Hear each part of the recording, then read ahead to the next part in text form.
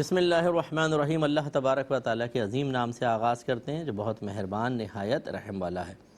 درس بخاری کا سلسلہ 2371 نمبر حدیث پاک تک پہنچا تھا۔ حضرت ابو ہریرہ رضی اللہ تعالیٰ عنہ اس کے راوی تھے، جس کا خلاصہ حدیث کا یہ تھا کہ 3 اشخاص کا سرکار نے ذکر فرمایا جو گھوڑا پالتے ہیں۔ ان میں سے پہلے کے بارے میں فرمایا کہ وہ گھوڑا اس کے لیے بہت نیکیوں میں اضافے کا سبب بنے گا، اور دوسرا اس کے عیوب اور گناہوں کی پردہ پوشی کا سبب بنے گا، اور تیسرے کے گناہوں میں اضافے کا سبب بنے گا۔ تو پہلا وہ شخص جس نے جہاد کے لیے گھوڑا باندھا، اسے ہر چیز پہ اجر ہے۔ گھوڑا پیشاب بھی کرے گا تو اس کو ثواب ملے گا، گھوڑا پانی پیے گا تو ثواب ملے گا، حتیٰ گھوڑا اچھلے گا 2 ٹانگوں پر، سرکار نے فرمایا اس پر بھی اللہ تعالیٰ مالک کو ثواب دے دے گا۔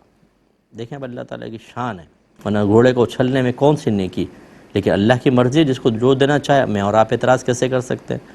دوسرا وہ شخص جس نے گھوڑا پالا، لیکن وہ اس لیے نہیں کہ خاص جہاد کا قصد و ارادہ، لیکن اس لیے کہ میں دوسروں کے سامنے دست سوال دراز نہ کروں، مستغنی رہوں، اپنے گھوڑے کو استعمال کروں، ورنہ مانگنا پڑتا ہے، ذرا میں سامان لا رہا ہوں، گھوڑا دے دو فلاں فلاں، پہلے زمانے کے اعتبار سے وہ بے نیاز۔ اور لیکن یہ ضرور ہے، سرکار نے فرمایا کہ وہ اس کی پیٹھ کا حق ادا کرے اور اللہ کا اس میں حق ادا کرے، یعنی گھوڑے کو کھلائے پلائے، اگر کبھی ضرورت ہو جہاد میں استعمال کرے، اور اگر وہ تجارت کرتا ہے تو جو مال آئے گا اس میں سے زکوٰۃ ادا کرے۔ اس طریقے سے کرے گا تو یہ گھوڑا اس کے بروز قیامت اس کے عیب اور اس کے گناہوں کی پردہ پوشی کا سبب بنے گا۔ اور تیسرا سرکار نے فرمایا کہ وہ جو گھوڑا گناہوں کے میں اضافے کا سبب بنے گا اور وبال آخرت ہوگا، وہ شخص ہے جس نے گھوڑا اس لیے باندھا تاکہ وہ فخر کرے، دکھائے اور مسلمانوں کی دشمنی میں اس کو استعمال کرے، تو یہ غلط ہے۔ تو اس لیے جو گھوڑے پال رہے ہیں، میں نے پچھلے دفعہ آخر میں یہ کہا تھا، تو ان کے لیے اگر اچھی نیت کر لیں تو اجر و ثواب ہے، اور اگر آپ نے فخر کے لیے اور دکھاوے کے لیے پالا تو اس میں کوئی ثواب نہیں ہوگا۔ اسی پر آپ قربانی کے جانور کو تھوڑا سا قیاس کر کے دیکھ لیجئے۔ اگر آپ نے قربانی کے جانور اللہ کے لیے لے کر آئے تاکہ غریبوں کی مدد ہو، تاکہ اللہ راضی ہو، اللہ کا قرب حاصل ہو، حضرت ابراہیم علیہ السلام اور ہمارے نبی کریم صلی اللہ علیہ وسلم کی سنت ادا ہو، وہ جانور آپ کے لیے باعث اجر و ثواب ہوگا، اور انشاءاللہ میدان معاشر میں اس کی برکت سے اللہ تعالیٰ آپ کے بہت سارے عیوب و نقائص کو دور کرے گا، گناہوں کی پردہ پوشی فرمائے گا، گناہوں کو معاف کرے گا۔ اور اگر دکھاوے کے لیے ہوا، ریاکاری کے لیے ہوا، یہ جانور وبال بن جائے گا آخرت میں۔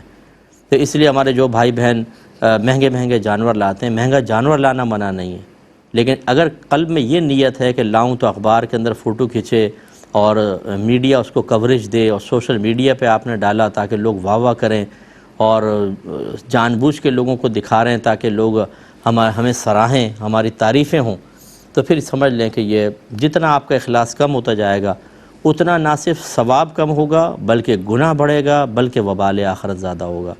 اب آدمی پیسہ بھی خرچ کرے اور اپنے آپ کو تباہ کرے، یہ تو ایک سمجھدار آدمی کا کام نہیں ہوتا۔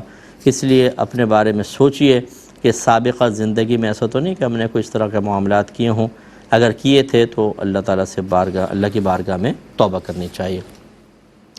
اگلی حدیث کی طرف آتے ہیں، 2372ویں حدیث پاک ہے۔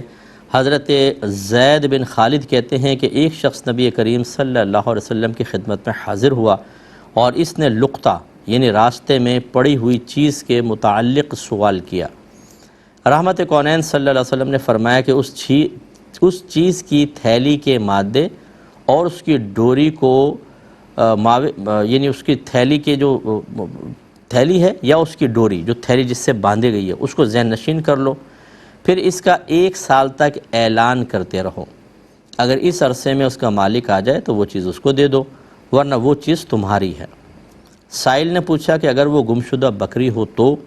رحمت کونین صلی اللہ علیہ وسلم نے فرمایا کہ وہ تمہاری ہے، یا تمہارے بھائی کی ہے، یا بھیڑیے کی ہے۔ مراد یہ ہے کہ تم رکھ لو اور مالک کا انتظار کرو، نہ آئے تو تمہاری، مالک آ جائے تو اس کی، اور اگر تم چھوڑ دو گے تو بھیڑیا کھا جائے گا۔ یہ مراد ہے سرکار کے کہنے کی۔ اور سائل نے پوچھا کہ اگر وہ گمشدہ اونٹ ہو تو؟ رحمت کونین صلی اللہ علیہ وسلم نے فرمایا کہ تمہارا اس سے کیا تعلق ہے؟ اس کے ساتھ اس کے پانی کی مشک اور اس کے کھر ہیں، وہ پانی پیے گا اور درختوں کے پتے کھائے گا حتیٰ کہ اس کا مالک اس کو لے جائے گا۔ تو اس حدیث میں گری پڑی چیزوں کا ایک حکم بیان ہوا۔ یہ ایک حدیث ہے، ہمیشہ یاد رکھیے گا کہ ایک حدیث سے کبھی نتائج مرتب نہیں ہوتے ہیں، ٹھیک ہے؟ بس ایک موضوع سے متعلق تمام حدیثیں سامنے رکھی جاتی ہیں، تب اس کے بعد ایک نتیجہ مرتب کیا جاتا ہے۔ ہماری عوام کا میں بارہا درس بخاری کرتے ہوئے یہ عوام کی ایک غلطی کو میں ظاہر کرتے رہتا ہوں۔ عوام کا معاملہ کیا ہے؟ علماء ایک بات کہہ رہے ہوں گے دیگر حدیثوں کی بنیاد پر، انہیں مل جائے گی ایک ایسی حدیث جو علماء کے عمل کے خلاف نظر آ رہی ہے بظاہر۔ اب انہیں نہیں پتا کہ آخر علماء نے اس حدیث کو چھوڑ کر کیوں دوسرا عمل اختیار کیا۔ جب یہ حدیث آپ تک پہنچ سکتی ہے تو جو رات دن حدیث کی خدمت کر رہے ہیں وہ اس سے غافل رہیں گے؟ یہ کیسے ہو سکتا ہے؟ یہ کوئی راستہ تو نہیں ہے گلی کے اندر دوسرے راستے سے پہنچ گئے تو ایک راستہ مخفی رہا۔ وہ رات دن ہم لوگ جیسے ہماری ہیں، ہم رات دن حدیثیں پڑھاتے ہیں، کتابیں لکھ رہے ہیں، طالب علم کو پڑھا رہے ہیں، لیکن وہ یہ شخص سمجھتا ہے کہ شاید یہ حدیث تو پہنچی نہیں علماء کے پاس، اب وہ شعر بن کے فوراً اس کو ڈالتا ہے۔ دیکھیں حدیث یہ کہہ رہی ہے، علماء یہ کر رہے ہیں۔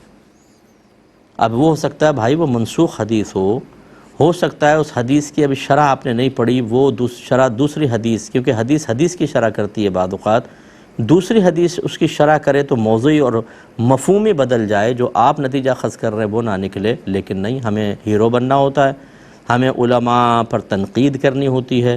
ایک کہیں گھومتی پھرتی حدیث ہم تک پہنچ گئی تو اپنے آپ کو وقت کا امام اعظم سمجھنا ہوتا ہے اور ثابت کرنا ہوتا ہے، اس لیے پھر اس کو ہم ڈال دیتے ہیں اپنے واٹس ایپ گروپس کے اندر اور دعوتیں دیتے ہیں، دیکھیں علماء یہ کر رہے ہیں، حدیث تو یہ کہہ رہی ہو، غلط ہے۔ اب یہ حدیث ہے، اس کے مطابق انہوں نے آ کے پوچھا رسول اللہ اگر ہمیں کچھ مال پڑا ہوا مل جائے تو کیا کریں؟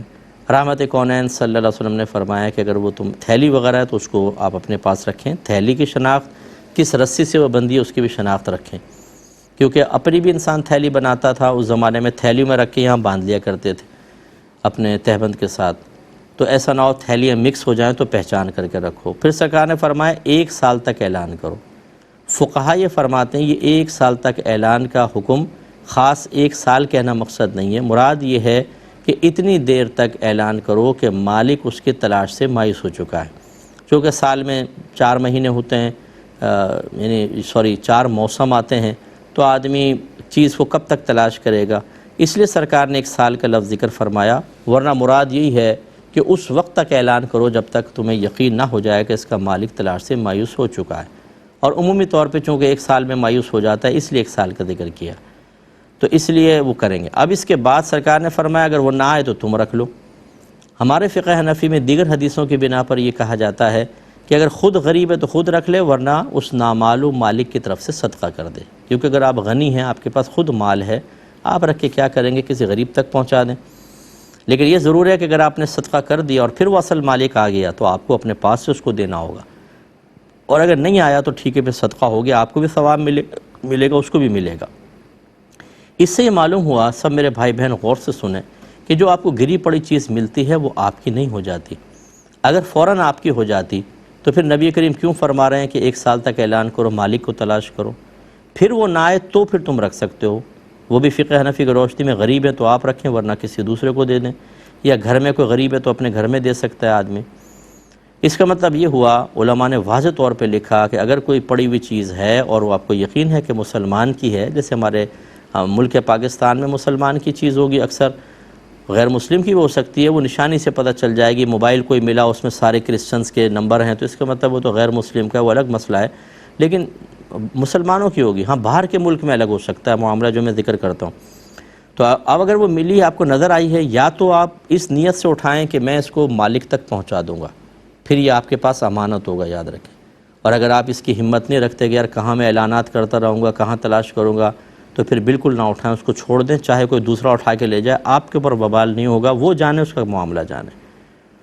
ہاں یہ لکھا ہے فقہ نے اگر آپ کو یقین ہے دوسرا اٹھا کے لے جائے گا اور مالک تک نہیں پہنچائے گا تو پھر آپ اٹھا لیں اور مالک تک پہنچائیں، یہ مستحب ہے آپ کے لیے، لیکن اس صورت میں بھی آپ نہیں اٹھائیں گے تو گناہ گار نہیں ہوں گے۔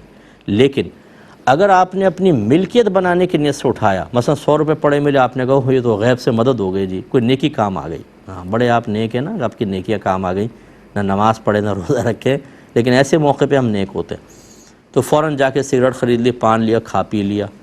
اپنے ملکیت بنانے کی نیت سے اٹھانا یہ حرام اور گناہ کبیرہ ہے۔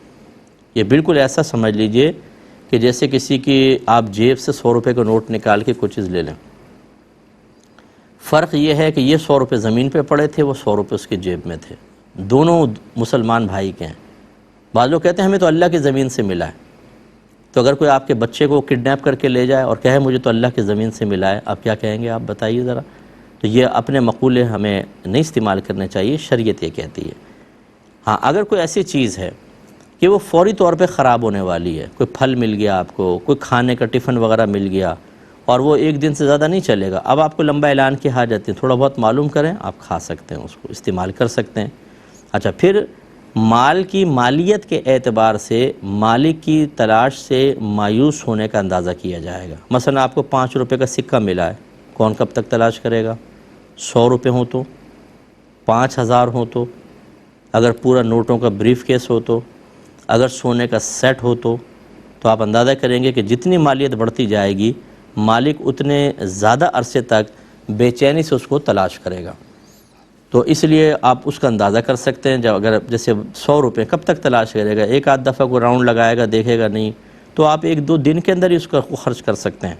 لیکن زیادہ مالیت والا ہو تو پھر آپ کو اطمینان قلبی لحاظ سے کرنا ہوگا کہ اب وہ تلاش سے مایوس ہو چکا ہوگا، چلو ٹھیک ہے۔ اچھا، اب اعلان کیسے کرنا ہے؟ ہمارے بعض اوقات مسجدوں میں اعلان ہوتا ہے، بچوں کی گمشدگی کے ہوتے ہیں، لیکن مسجد میں کھڑے ہو کے نہیں کر سکتے ہیں، یہ حجرے کے اندر جو مائک وغیرہ لگا ہوتا ہے وہاں پر جا کر اگر کوئی چیز ملی ہے، بعض لوگ مسجد تک پہنچا دیتے ہیں، یا مسجد کے اندر چیزیں ملتی ہیں، گھڑی وغیرہ پہنچا دی، تو پھر وہ اعلان کریں گے کہ بھی اگر کسی کو کوئی چیز نشانی بتا کے لے جائے۔ اگر مارکیٹ میں آپ کو چیز ملی ہے تو اپنی دکان کے باہر کوئی شیٹ پہ لگا دیں، کسی کو چیز گمی ہو تو ہمیں نشانی بتا کر یہاں سے لے جائے۔ تو کوئی بھی جو معروف طریقہ ہوتا ہے وہ طریقہ اختیار کرنا ہوگا۔ یہ نہیں ہے کہ آپ گھر میں رکھ لیں کہ مالک آئے گا تو دے دیں گے، ایسے کیسے آئے گا مالک جب آپ کو اعلان ہی نہیں کر رہے، کچھ نہیں کر رہے، یہ غلط ہوگا۔ تو اس طریقے سے ہمیں دینا چاہیے۔ اب اگر فرض کر لیں ہمارے کوئی ایسے بھائی بہن ہیں جنہوں نے سابقہ زندگی میں مسئلہ معلوم نہ ہونے کی بنا پر اس طرح پیسہ اٹھایا تھا، مال اٹھایا، یا بچے گھر میں لے آتے ہیں، امی مجھے 100 روپے ملے ہیں، ماں کہتی ادھر لا، 20 روپے اس کو دیے، 80 روپے اپنے پاس رکھ لیے۔ یہ بیچاری نادان مائیں خود اپنے بچوں کو جہنم کا راستہ دکھا رہی ہوتی ہیں، اور ان کو شفقت بھی ہے، پیار بھی ہے، محبت بھی ہے، یہ سمجھتی ہیں کہ ہمارا پیار ہے۔ بھائی آپ کا کہاں سے پیار ہے؟ وہ ماں باپ کبھی اپنے بچوں سے حقیقی پیار نہیں کر سکتے جو ان کو دین نہ سکھائیں، یہ کنفرم ہے۔ آپ کبھی مجھ سے گفتگو کر لیں بیٹھ کر، میں ثابت کروں گا اس سے بڑی دشمنی ہو ہی نہیں سکتی کہ اپنے بچوں کو دین نہ سکھائیں۔ خود اپنے بچوں کو آپ جہنم کا راستہ دکھا رہے ہیں۔ یہ بروز قیامت پلٹ کے سوالیہ نگاہوں سے نہ آپ کو دیکھیں تو میرا نام بدل دیجیے گا کہ یہ آپ نے ہمارے ساتھ کیا تھا، کون سی دشمنی نکالی تھی۔ یہ ماں باپ کو سمجھ میں نہیں آتی ہماری باتیں ابھی، یہ شریعت کیونکہ ہم نے پڑھی نہیں ہوتی، ہماری خود ساختہ شریعت ہوتی ہے جو ہماری ذہن جو ہمیں کہہ رہا ہوتا ہے، ہمارا خاندان، ہمارے بڑوں نے جو سمجھایا ہوتا ہے۔ بھئی اللہ نے کیا فرمایا، رسول نے کیا فرمایا، علماء کیا فرما رہے ہیں، کبھی آپ نے اس کی زحمت گوارا کی جاننے کی؟ تو وہ ماں باپ جو اپنے بچوں کی حوصلہ افزائی کرتے ہیں کہ آ کے بتائیں جی موبائل ملا، یہ اچھا رکھ لو یہ تو اللہ کی مدد ہوگی۔ ارے بھائی بچے کو سمجھائیں کہ بیٹا غلط کر رہے ہو، یہ مالک تک پہنچانا ہے، ہمارا نہیں ہے، گھبرا جائیں آپ، یہ اٹھایا کیوں تم نے؟ لیکن بہرحال تو اگر ایسا ہوا ہے تو فوراً یاد کریں اور اتنا پیسہ اللہ کی راہ میں اس نامعلوم مالک کی طرف سے صدقہ کریں، اور میرا مشورہ یہ ہوگا کہ اس نامعلوم مالک کے لیے اکثر دعائے بخشش و مغفرت کیا کریں، اس کے لیے کچھ ثواب جاریہ کر دیں، جو بھی آپ نیکی کریں اس کا ثواب اس کو ایصال کر دیں، تاکہ بروز قیامت آپ اس کو اتنا دے چکے ہوں کہ وہ آپ کو اللہ کی بارگاہ میں کھڑا کر کے اس امانت کا حساب نہ لے۔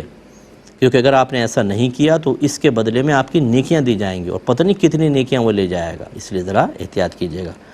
دوسرا، بکری کے بارے میں کویسچن ہوا، سرکار نے وہی فرمایا کہ بکری کا مسئلہ بھی یا تو وہ تمہاری بنے گی، یا اگر مالک آ گیا اس کو دو گے، یا بھیڑیا کھا جائے گا، یعنی اس کی بھی تمہیں اٹھانے کی اجازت ہے۔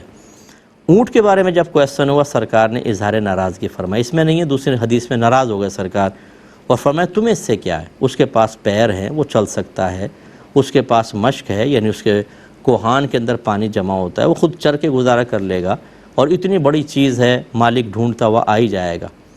یہ پہلے زمانے کے اعتبار سے یاد رکھیں۔ اب دیکھیں فائدہ یہ ہوتا ہے دین سیکھنے کا، فقہا نے فرمایا آج کل کے دور میں اونٹ کو بھی انسان روکے، اس لیے کہ آپ دیکھیں اگر روڈ کے اوپر کوئی گائے بھینس ہو، اگر کوئی نہیں آئے تو دوسرا لے جائے گا، اس کو کاٹ پیٹ کے کھا جائیں گے، بکرے کھا جاتے ہیں اور مرغیاں اٹھا کے کھا جاتے ہیں۔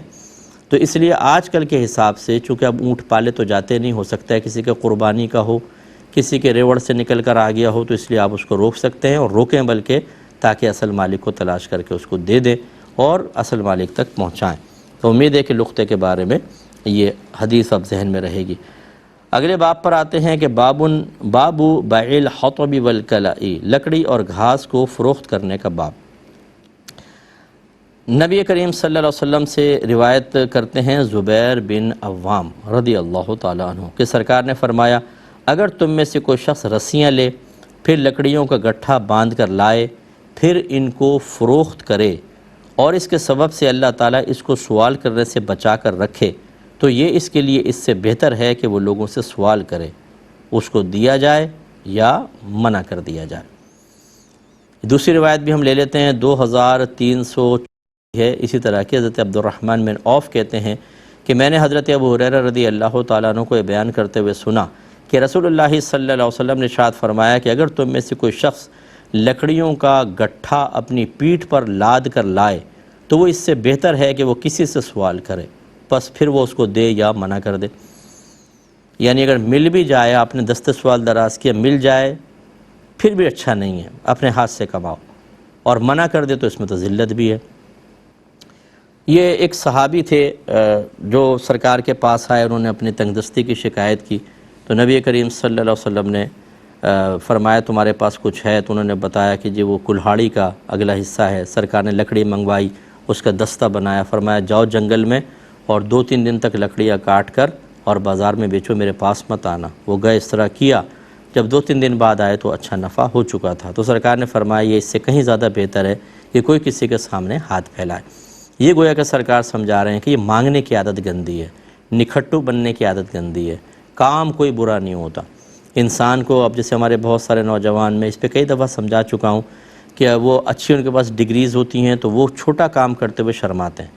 اچھا، چھوٹے کام سے مراد ہلکی تنخواہ بھی نہیں، میری تو 80,000 تک تقریباً تنخواہ ہونی چاہیے، میں 10,000 کی جاب کروں گا۔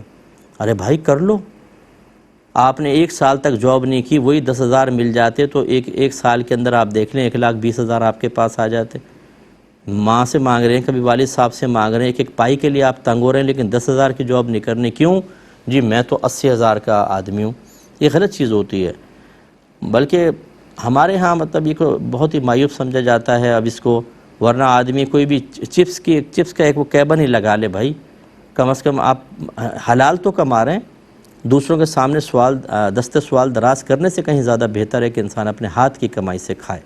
یہ میرے آقا صلی اللہ علیہ وسلم ہمیں سمجھانا چاہ رہے ہیں۔ تو کوئی کام چھوٹا نہیں ہوتا، رزق حلال اگر انسان حاصل کرنے کے لیے کوشش کر رہا ہے تو یہ اللہ تبارک و تعالیٰ کی بارگاہ میں بڑا مقبول عمل ہے۔ لیکن بعض لوگ نہیں کرتے ہیں، وہ نکمے نکھٹو بنے رہتے ہیں، مانگیں گے، ذلیل ہوں گے، لوگ منع کریں گے لیکن باز نہیں آئیں گے، حلال کی طرف نہیں آتے۔ یہ غلط چیز ہے، ہمیں اس سے سیکھنا چاہیے۔ اللہ تعالیٰ ہم سب کو عمل پیرا ہونے کی توفیق عطا فرمائے، آمین۔ وآخر دعوانا ان الحمد للہ رب العالمین۔